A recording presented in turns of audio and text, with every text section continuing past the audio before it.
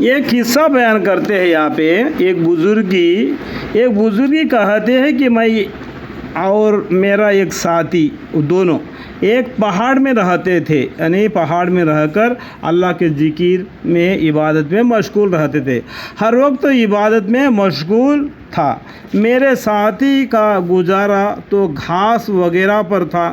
دیکھو گھاس کھا کر بھی اللہ کی عبادت میں مشغول تھا وہ ایک ساتھی. اور میرے لیے حق تعالیٰ شانہ نے انتقام فرمایا رکھا تھا کہ ایک ہرن روزانہ آیا کرتی تھی اور میرے قریب آ کر ٹانگیں چیر کر کھڑے ہو جاتی.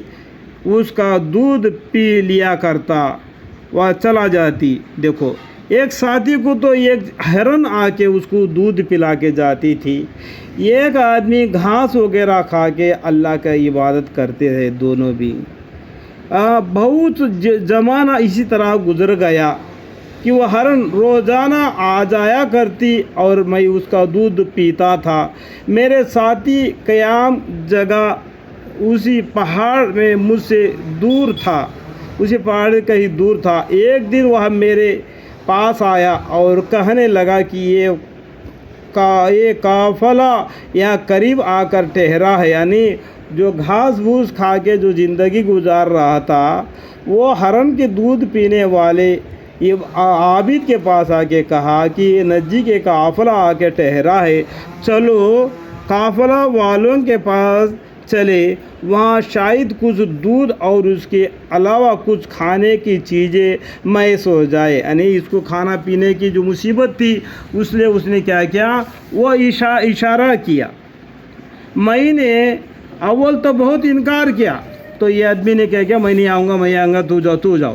لیکن جب اس نے بہت اصرار کیا, اس نے بہت سی زبردستی کیا, تو میں بھی اس کے ساتھ ہو لیا.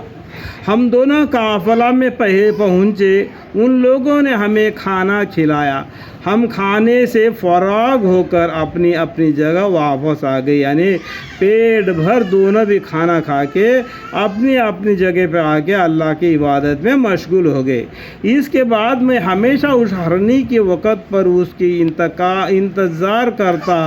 مطلب وہ ہرن آنے کا وقت پر عبادت سے نکل کر وہ آ کے کھڑے ہوتے تو ہرن آنا بند کر دیا. یعنی اس وقت پر اس کا انتظار کرتا مگر اس کا آنا بند ہو گیا.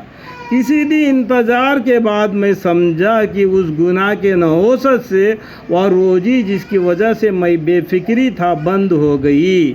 دیکھو دنیا کے طرف مائل ہو گیا تو اللہ نے کیا اپنے ہاتھ کو بند کر لیا.